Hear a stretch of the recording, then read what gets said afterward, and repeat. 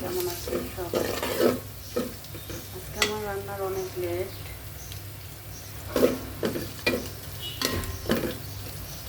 3:40 বাজে, এখন রান্না করতেছি।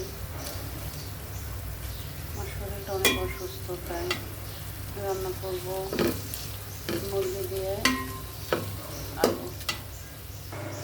এখানে আমি 2 রকমের মুরগি নিয়েছি। এটা হচ্ছে পাকিস্তানি, আর এখানে ফার্ম আছে, ফার্মের ছোট মুরগি। এটা পাকিস্তানি।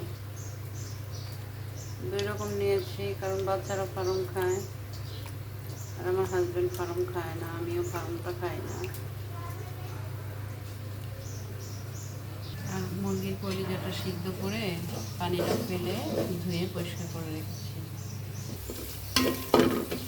এখন আস্তে আস্তে মশলাটা দিয়ে দিব।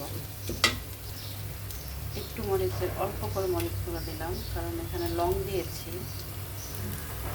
আর এটা হচ্ছে একটা মাংসের মশলা। একটু পানি দিয়ে নিই, তা না হলে মশলাটা লেগে যাচ্ছে নিচে। এটা হচ্ছে হলুদের গুঁড়া, এটা একদম আমার নিজের হাতে করা। মরিচের গুঁড়োটা আমার নিজের হাতে করা। আর একটু হলুদের গুঁড়ো দিব।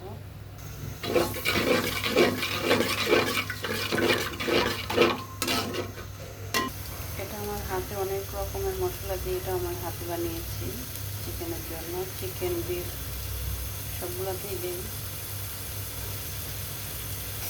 আর এটা হচ্ছে গরম মশলার গুঁড়া। কোথায় যেতে পেয়েছি? এখনো লবণ দিইনি, লবণটা দিব।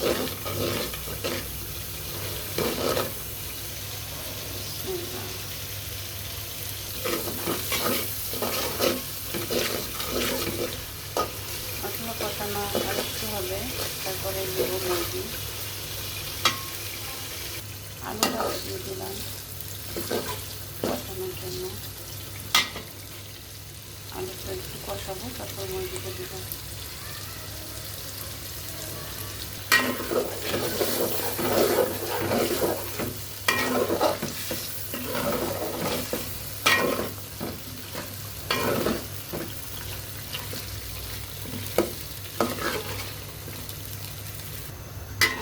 পানি দিয়েছি আলুটা কষানোর জন্য।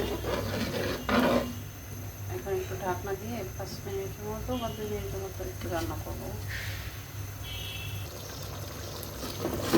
আলু সিদ্ধ হয়ে এত টাইম লাগে, ওই জন্য আলুটা আগে কষাই দিতেছি।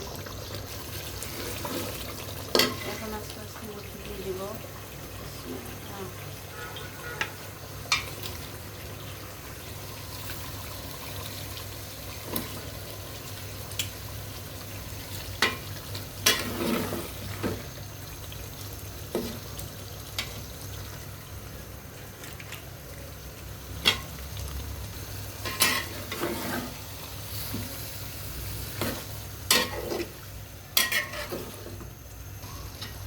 আমি ঢাকনা দিয়ে দিব।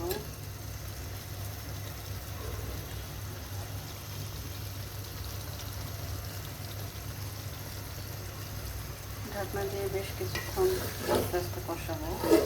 এখন চুলাটা একদম ফুল দিয়েছি, পানিটা বের হোক, তারপরে চুলাটা কমাবো।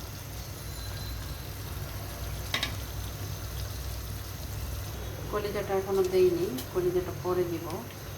এখানে যখন ঝোল দিব তখন দিব কলিজাটা।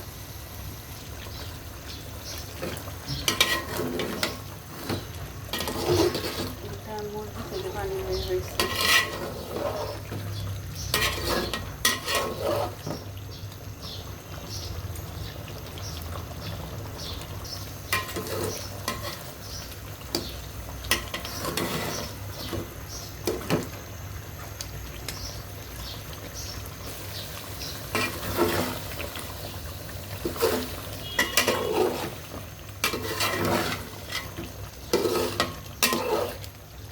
এখন ঝোল দিয়ে দিব।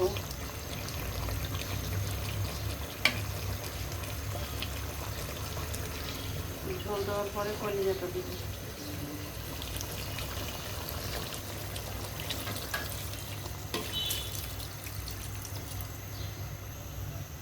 ফুল দিয়ে ফেলছি, কলিজা সব দিয়েছি। যে কলিজাগুলো